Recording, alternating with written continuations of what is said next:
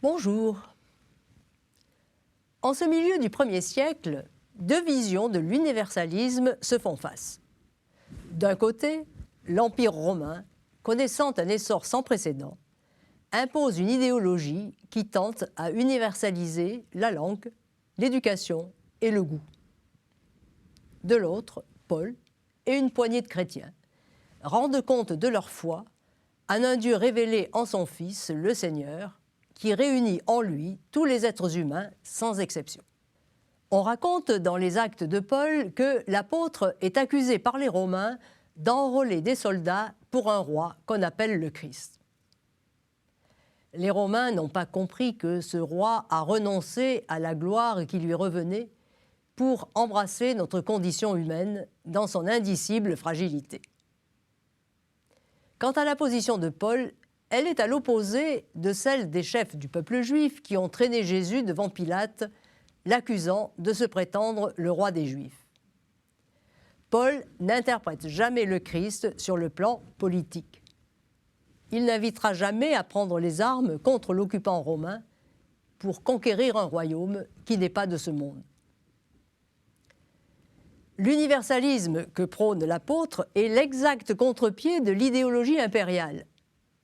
Les Romains ont conquis une multitude de peuples, de l'Atlantique aux rives de l'Euphrate, en passant par le Rhin et le Danube, la mer Noire, ainsi que le Sahara et l'Égypte.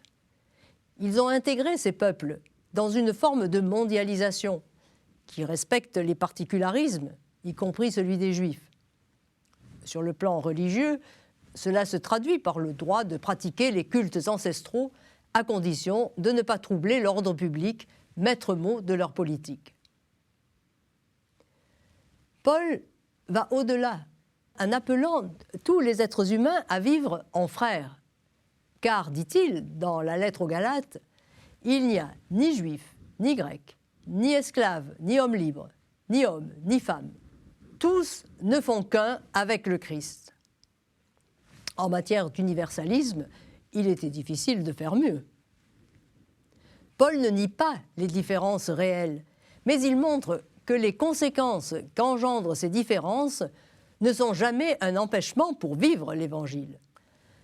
Au cours de ses nombreux voyages, Paul a mesuré l'emprise de Rome sur les cités et les régions qu'il a traversées, y compris sur l'administration, l'organisation des transports des hommes et des marchandises. Il a vu de ses yeux l'omniprésence de Rome s'inscrivant dans l'espace public, à travers les infrastructures portuaires, les moyens de transport, l'architecture, la statuaire, la monnaie, les inscriptions. Universalisme romain, politique, social et culturel, qui n'est pas sans valeur, face à un universalisme chrétien qui prône la fraternité universelle fondée sur le Fils unique de Dieu.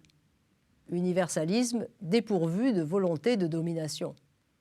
Seul le roi d'humilité dont Paul est le serviteur triomphe des multiples Césars de tous les temps, désireux d'étendre par la force leur loi et leur gloire au peuple de la terre.